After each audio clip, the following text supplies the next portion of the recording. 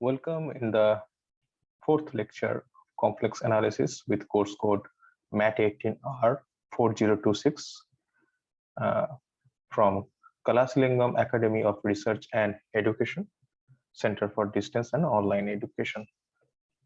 So in today's lecture, we'll be covering these two topics. One is complex number and its geometrical representations, and the concept on analytic function. So first we will start the algebraic structure of complex number system.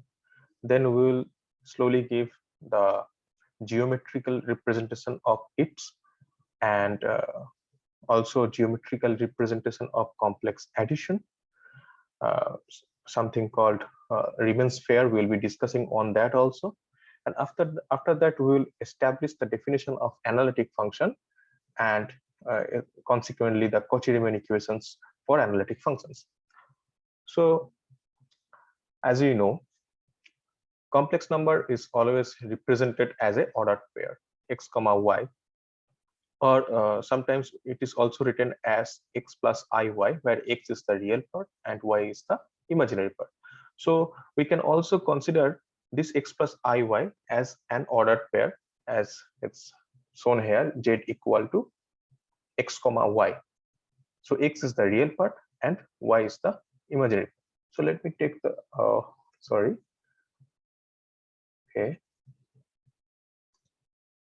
let me take this highlighter. Okay, so in this ordered pair, we define these two operations. One is called plus, which is defined as this x1 comma y1 plus x2 comma y2 equal to x1 plus x2 comma y1 plus y2. And another one is dot, the multiplication, which is defined this way: x1 comma y1 into x2 comma y2 equal to x1 x2 minus y1 y2 comma x1 y2 plus y1 x2. So with these two operations, it is easy to prove that this ordered pair set, which is denoted by this C, forms a field. It's satisfy all the postulate of a field. So complex number system constitute a field with these two operations. Okay. Next slide is about the geometrical representation of complex number. So how to represent a complex number on geometrical domain?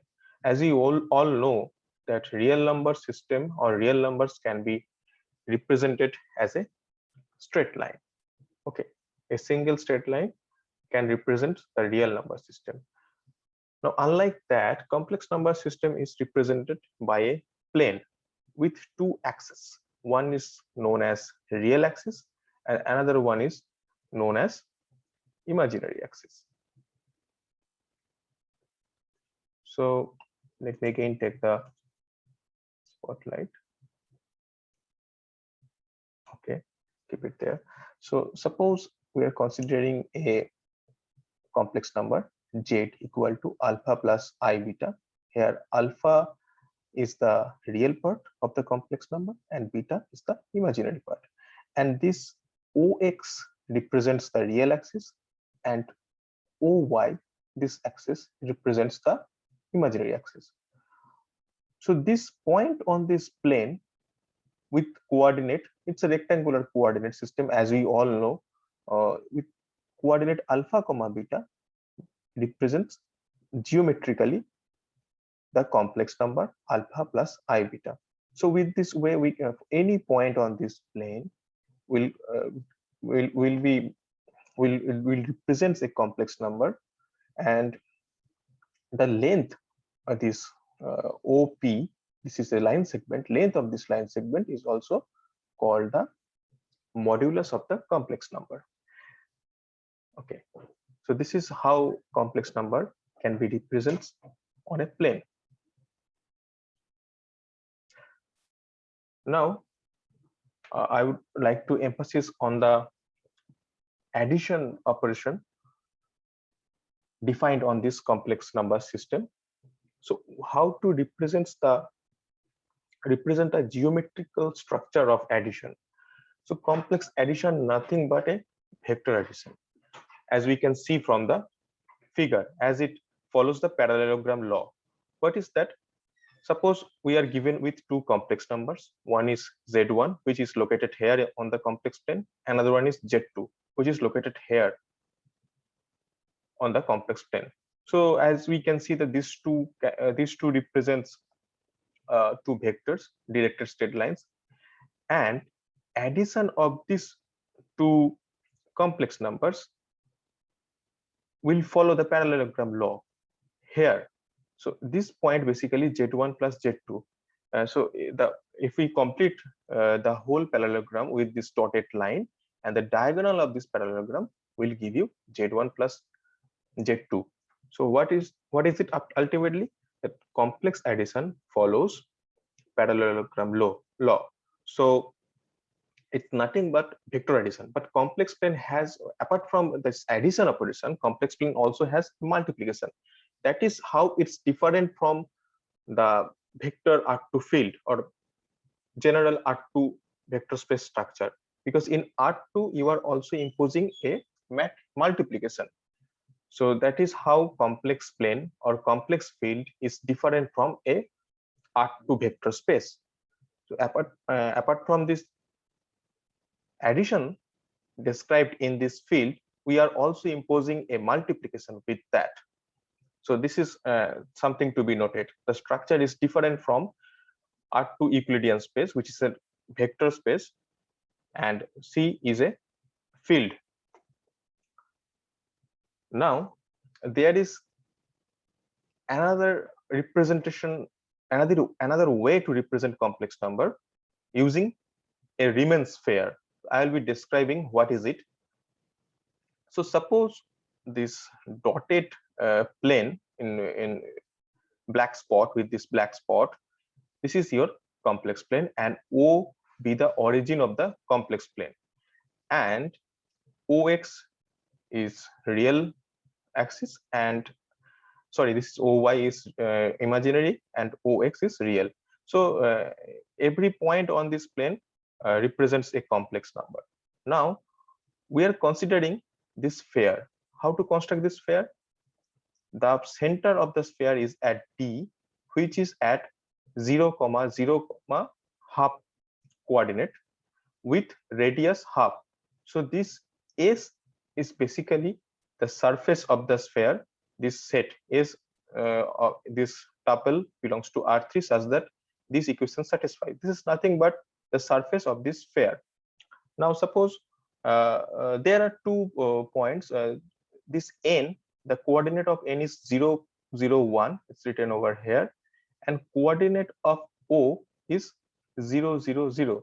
Now this N is known as North Pole, and this origin is called the South Pole of this sphere. And suppose we have any point Q on the complex plane. Since the complex plane doesn't have any Z coordinate or Z direction, so this complex number can be denoted as x comma y comma 0. Since its Z coordinate has to be 0, since it's lying on the complex plane itself. So from Q you join this North Pole. So somewhere it will intersect the sphere. Suppose the point of intersection be P. Then the coordinate of P has a 1-to-1 correspondence with each and every point with this complex plane. So this is how each complex number in this plane can be assigned with a number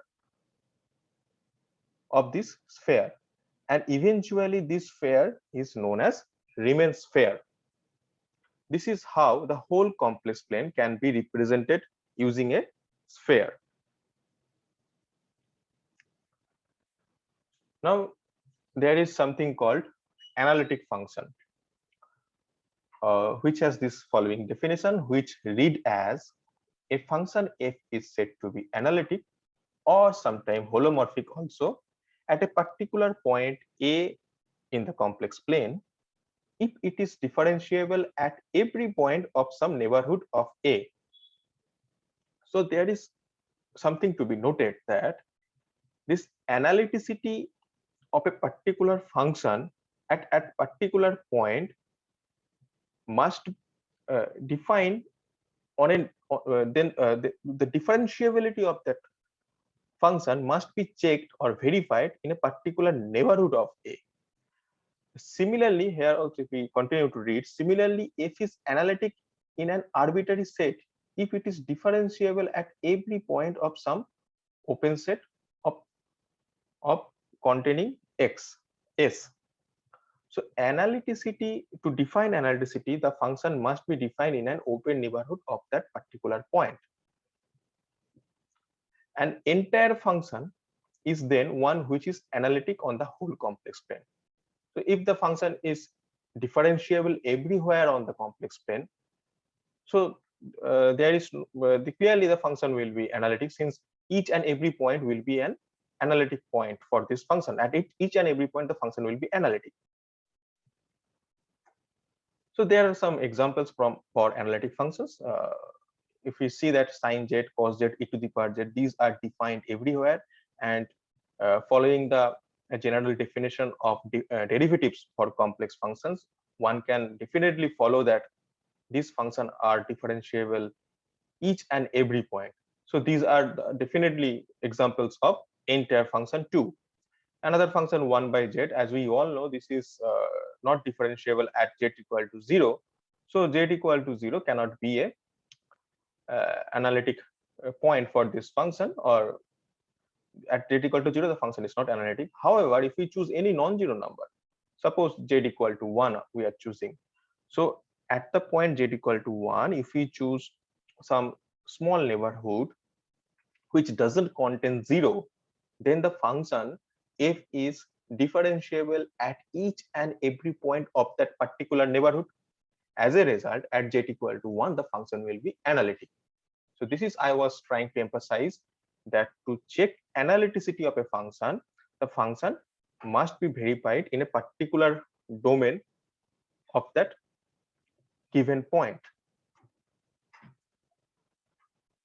So there is something called Cauchy-Riemann equations, which will be a necessary condition whenever the function is analytic at a particular given point.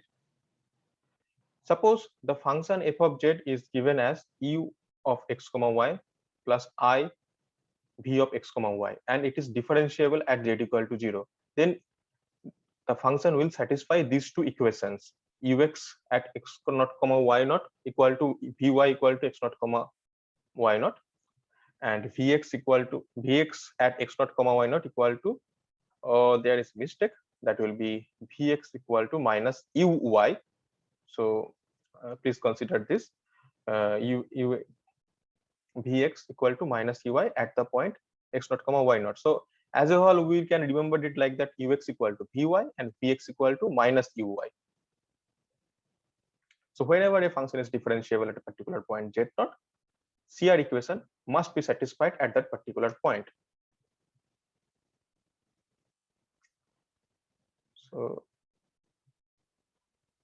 as the last theorem says, if the function is differentiable, then only CR equation holds.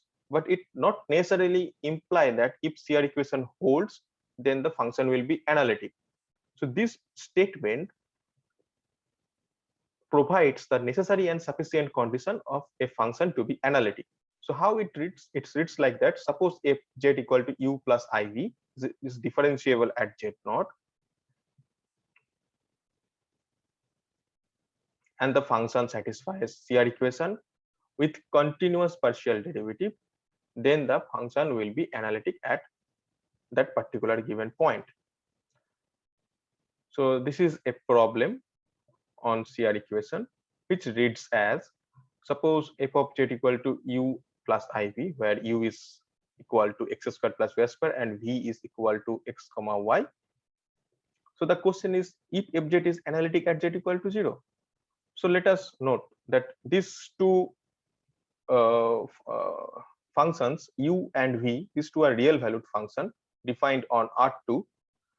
Definitely they are continuous and all partial derivative exist. This we can say because these two functions have only polynomial forms in x and y. U is also a polynomial in x and y, and v is also a polynomial in x and y. So we, as we know, polynomials are always continuous and differentiable at any given point on R2. So from that we can definitely follow that ux, uy and vx, vy all exist and continuous on C. Further, if we calculate this, ux will be, this partial derivatives will be ux equal to 2x, uy equal to 2y, vx equal to y, and vy equal to x. So as we can see, the CR equation is satisfied only for at z equal to 0, nowhere else. If we choose any non-zero x and y, CR equation will not be satisfied. So it satisfies only at origin. Hence the function, the given function f of z must be analytic at z equal to 0. So this is how we can check the analyticity of a given function using CR equations and continuity of partial derivatives. So for today's lecture, I am ending it here. For next lecture, please follow the series.